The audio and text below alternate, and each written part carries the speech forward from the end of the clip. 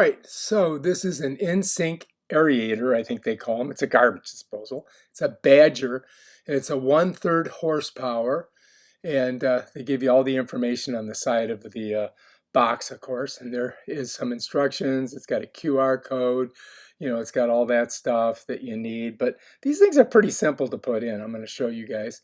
You can register it. Of course, here's the directions. They're telling you what you're going to need. It comes with the tool that you need. This is in case you don't have the thing already installed in your sink. If you're replacing this, you probably already had that. So let's go ahead and pull it out and see what it looks like. It comes with some tools. Oh, whoop, they just fell on the floor. Put the box over there. Let me go ahead and grab those. There it is. There's the hole for a dishwasher. You're not going to need that on this installation because I don't have a dishwasher. It's a cord already attached, so that's kind of cool.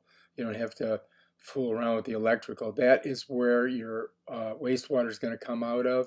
There's a couple little pieces of junk on there. Got to get them off of there.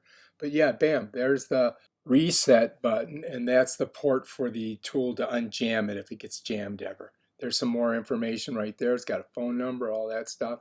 Inside of the bag, there's an attachment for the wastewater that goes out into the drain. It also has a collar in there and some screws and a washer. The washer goes right in there. Now that's going to seal it so that you don't have any leaks when you put that other piece of PVC on there. So it just slides in just like that. Bam, Bob's your uncle. And then you take that L bend, and you're going to put this collar on it, slide it up. You'll notice it's got 2 screw holes, and then you're just going to screw it right onto the garbage disposal with the 2 screws that they give you, which are inside that little green bag there. I got to grab them, and I'll show them to you here. Look, see, there's the 2 screws, and then we just kind of screw them in. I usually start them by hand, and then I'll get the screwdriver on them, but it makes it a little bit easier to get it on. Now, you may not need to use this. You may be able to use the one that's already in there. These are pretty universal, and they basically all work the same, and the design hasn't changed over the years. All right, so anyway, most of these garbage disposals will come with this special tool that you would use to either release or tighten it, depending on which direction you're going. If you're going to the right, it's tightening.